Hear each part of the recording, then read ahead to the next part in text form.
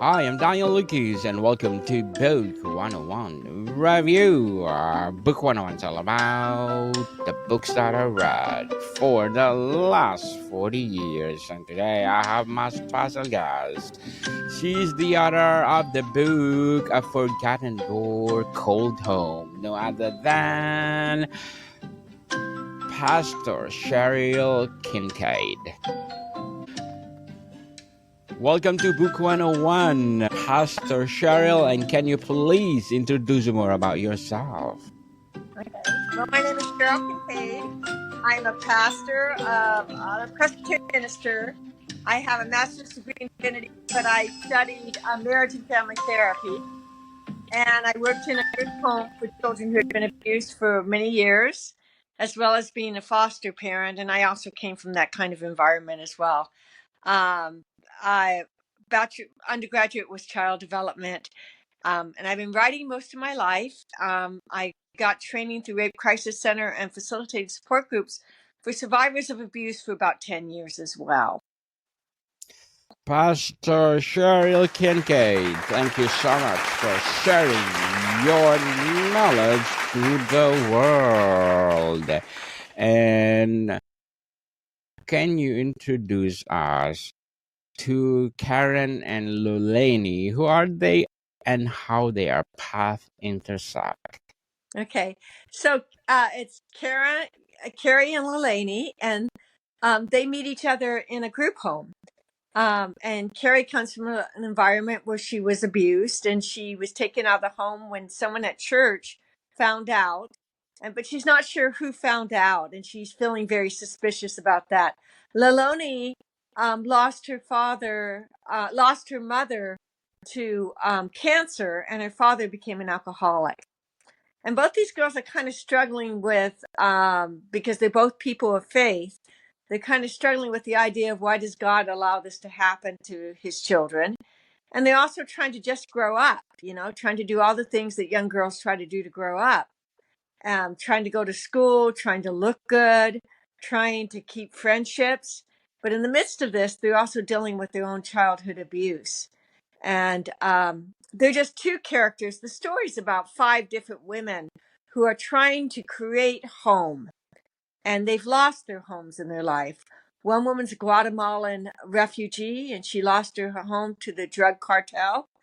That's Abasi. And then there was a young woman who's just about ready to have a baby, and she's got a good home with her husband, but she just recently lost her mother, and she found out that her mother was a refugee, and she's trying to understand, because her mother kept that as a secret, trying to understand what that means to her heritage.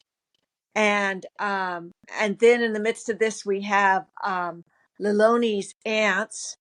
Liloni, after she leaves foster care, the state places her with 2 of her aunts who are very different than her. Liloni's from Hawaii, but her grandma can't afford to keep her, so she has to stay with her aunts in the UK, and she doesn't quite fit in. But both of her aunts don't really fit in because alcoholism is a legacy in their family. So it's about all these women trying to figure out, what does it mean to make a home? What does it mean to feel comfortable and to enjoy the pleasure of a space where you don't have to fight anyone, a space where you can feel safe? And that's why it's called A Forgotten Door Called Home. Beautifully articulated, Pastor Cheryl. Very well said. What are the biggest challenges these characters face in their individual faith journeys? So, could you repeat that? I didn't hear the whole question. Say it again for me, please. Yes, what are the biggest challenges these characters face in their individual faith journeys? I think most of them they're trying to define, what does it mean to trust God when God will allow bad things to happen to you.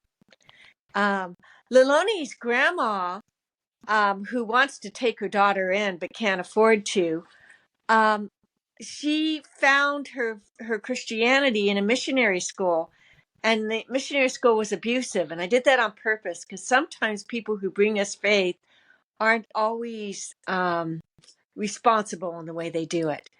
And so each of them are trying to discover, what does it mean to love a person? Because we all love people in different ways, and find that person severely flawed and know that you can't trust them. And as a reflection of that, what does it mean to trust God and understand that he's not always going to protect you? And that you got to find a sense of safety in the tension that bad things can happen, because we all know that they do happen. But you also got to have to find serenity within yourself. This idea that you have a peace within inside yourself because you have this relationship with God that the world doesn't really match. And so all these characters are trying to understand that and grapple with it. And they're all grappling with addiction in different forms as well. What does it mean to find serenity um, in a situation where you grew up in a home where someone did not love you the way they ought to? And how do you relearn to love again? How do you relearn not to pass that curse on? And there's a couple of characters who have epiphanies throughout the book, and they meet different people where they come to understand that the great joy of faith is being able to believe when things aren't going well and find peace when things aren't going well. The faith's great gift is not that you will be happy when the world is happy, because everybody has that. Faith's great gift is that when the lights are out and you're in the dark, your faith still shines brightly. And that's what I tried to show within the book. Serenity indeed, people, serenity. In what ways do their experiences mirror the faith struggles many people face today? So I think some of the things that Laloni's going through grief of her father, and the sisters are going through grief not only of their brother, but of her aunts are going through grief of their parents. But Laloni's also going through a cultural grief because suddenly she realizes that she was torn away from something very dear in colonization of Hawaii. And it takes her a while to understand that. She's displaced a little bit. And Carrie's trying to understand, what does it mean to love her mom when she realizes at one point that her mom's never going to change. Her mom's never going to be the good mommy that's going to give her a hug and say that she's proud of her. So what does it mean to love her with and have boundaries? And in both those stories, they meet a woman by the name of Isabella, and Isabella is kind of like a mentor, but she has some really good advice to give the girls. But she too is struggling with the idea of how do you trust people that are untrustworthy in this world. And I think they find it's written from a Christian perspective, so they do that. The faith they're struggling with is their faith in God and Jesus Christ. But I think they come to a place of resolution there when they realized that Jesus himself had scars when he rose from the dead. He didn't lose his scars. And what does that mean in our walk? It means that sometimes we're going to have scars too. We're going to have some sores that aren't going to be healed as well. Totally amazing. Empowering answer, Pastor Cheryl. And what role does faith play in helping the characters navigate loss, doubt, and trauma? So some of the I think what faith really does for Laloni and Carrie, especially, is it gives them a different perspective. After they realize inside the book that everyone suffers, and some people suffer more simply because of where they were born, the geography of where they were born, that the perspective can't just be about me, or it can't be about finding a fairy tale ending that I'm going to get over this mountain and everything's going to be wonderful. That's not a healthy way to live your life. To constantly be yearning for a city where there's no troubles. What they learn, what I hope the readers learn, is that the great joy of growing up and finding faith in Christ is to see God's perspective, that there's more things at stake. There's bigger things out there. And faith strengthens you for the battle. It doesn't take the battle away.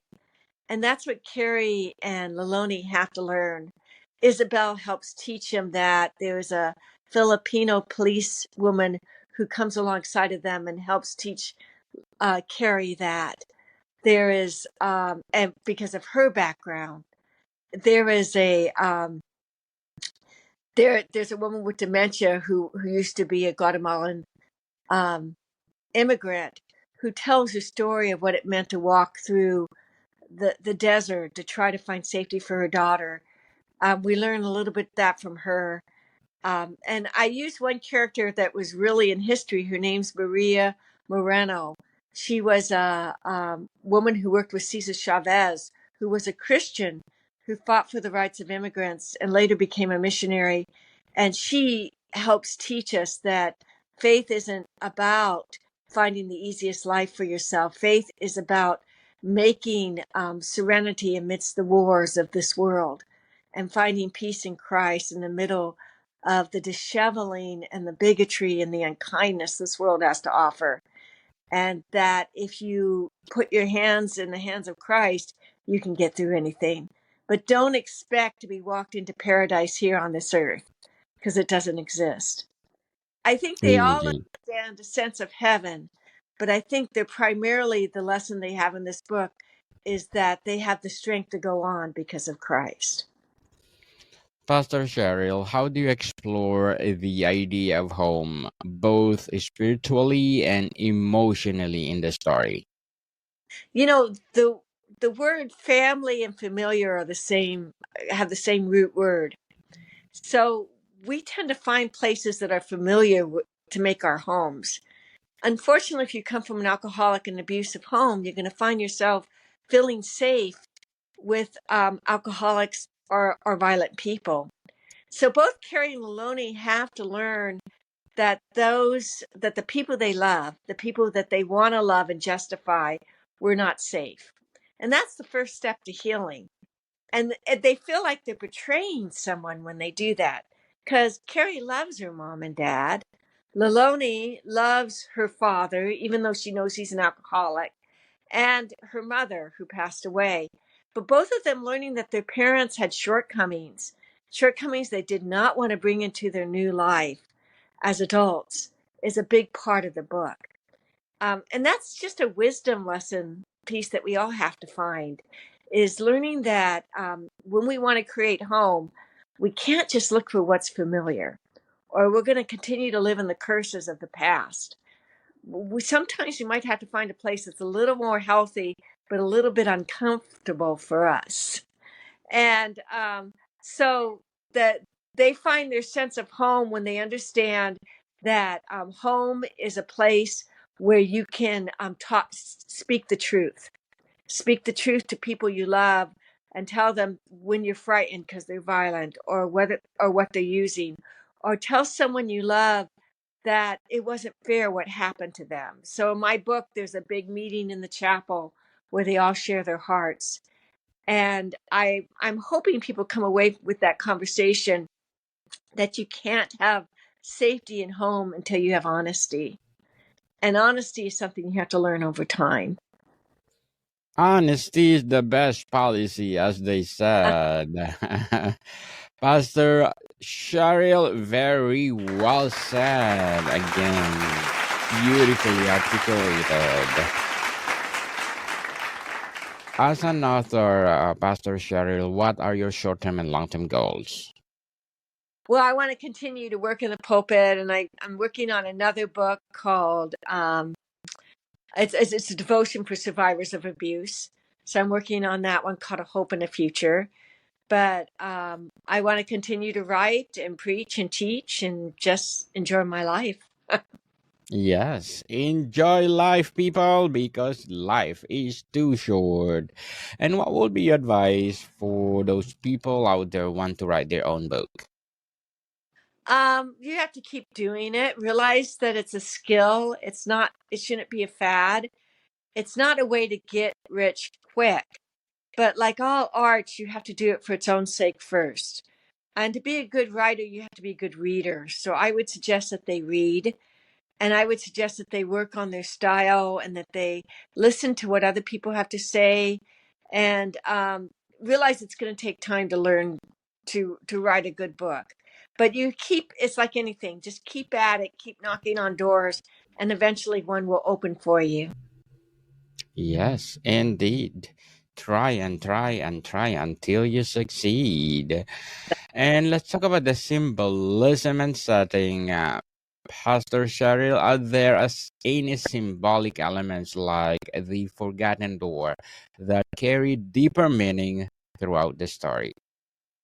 Yeah, I think so. I think that when they go into the chapel, there's some pictures. If you read the book, there's some tapestries on the wall that are just the stories of the miracles of Jesus, but they have deeper meaning to the women that are looking at them. So I don't want to give the plot away. But when you're reading the book, when they walk into the chapel and they're looking at these tapestries, and there's stained glass windows on the other side that are reflecting on the tapestries, think about what those miracles meant. That's an important symbol in the book. I think another important symbol is the journeys the women take. So there's three important journeys in the book. One where Carrie loses her bus pass and has to walk 3 miles. One where has to walk through Mexico to get to the United States. And the other one is Laloni when she gets ill and she runs out into the rain while she's sick and can't find the way home. In each of those journeys, they realize suddenly they left behind everything that was familiar, and they have to create their own sense of home. And that's one of the big journeys in the book that I hope that symbolisms in the book that I hope people can take with them, that we take our home within us. Our home is within us. It's not a destination, it's inside of us. And the more safe we feel, the better home that we can build. Indeed, people, we are the home itself. What do you hope readers feel or reflect after finishing Forgotten Door Cold Home? Well, I hope anyone who has ever felt bereft or lost the people they love, or someone who suffered abuse will first of all resonate with it, say, oh, this is a little bit like me, and will understand that it's not, although the average person reads and says it's tragedy, it's not it's not ultimately tragic, in that there's solutions to it, there's healing to be had, there's happiness to be had after the abuse. Yes, what happened to you is sad, and some people can say it's tragic, but in the literary sense, when you read a book and you say a book is a tragedy, it's like Hamlet. There's no way out. Everyone's gonna die at the end. That's not true with abuse. Life can be really good after abuse. It can be sweet and dear, and you can have people who love you, and you can love those people, and you can have times of laughter and joy. You just have to work through a lot of anger and a lot of hurt. And I'm hoping this book empowers women to say that this happens to all kinds of people, and people learn to overcome it, and they learn to be better for it. Yes, indeed. How would you recommend someone use this book as a devotional discussion guide or a personal inspiration? Well, I hope that they read it, first of all, just to enjoy it, so personal inspiration. But I hope that they also take it to their friends and to people who have been through abuse, and they underline parts, because they do talk a lot about what it means to be isolated and abandoned, so that they'll understand what it's like to be abandoned by people you love. And the I hope it gives everybody a greater understanding of what does it mean when you feel you're out there on your own and you're really too young to be out there on your own. Yes, indeed. Have readers share how this book has impacted their own faith, journeys, or relationships? Yeah, people have sent me emails, and I think that's the best part about writing a book, when someone gets it. Someone once said, please read this. This is me, under one of my advertisements on Facebook, and that touched me very much. Um, I I love the reviews on Amazon, because I don't know these people, and they get what I'm trying to say, and they feel blessed by it. And that's my whole motivation for writing it, is I want to write something that people read and afterwards they get a greater sense of purpose and a greater sense of strength from it. And that's what I hope that I'm doing through the book. Congratulations, Pastor Cheryl, and looking for more success. Before we wrap up our discussion for today, I'm inviting you to please do listen to my other podcast, because Abstract Essay is already in 5th season, Abstract Poetry in 2nd season, Book 101 Review in 5th season, Comedy 101 in 2nd season, and Food 101 in its 5th season as well. Geography 101 and Love Letters in 3rd season, and my baby podcast, Mental Health 101. Movie 101 Review and Music 101 in its 4th season, and Science 101 and Sex 101 in its 1st season. Please do listen to them wherever you listen your podcast. Pastor Cheryl, if Karen and Laloni could speak directly to readers today, what message do you think they would share? Well, that it's not always going to be this way. There's joy on the other side of the mountain. And Yes, keep going forward, I think, is what they would both say. indeed. Behind the clouds, there's still the sun shining. Amen. Reverend Cheryl Kincaid, thank you so much for sharing Forgotten Door Cold Home to the world. And we are hoping for more and more and more empowering books like this to come. So can you please invite our listeners to support your book? Thank you so much. Where do you usually buy your book, Miss You can Reverend? visit me at revcherylkincaid.com. That's my website. And you can also buy them on amazon.com. And I also have a website called Dickens Christianity .com, which is about Charles Dickens, a book I wrote about him. But yeah, basically visit my website, RediscoverYelkincaid.com. And then there are links not only to my books, but also to some of my sermons and theology, if you want to check out what I believe and who I am. Yes, people, I support Pastor Cheryl Kincaid, because if you support her, as I said, more and more and more empowering books like this to come. So, Pastor Cheryl, can thank you for your time. Thank you so much for having me. More to come, people. See you soon.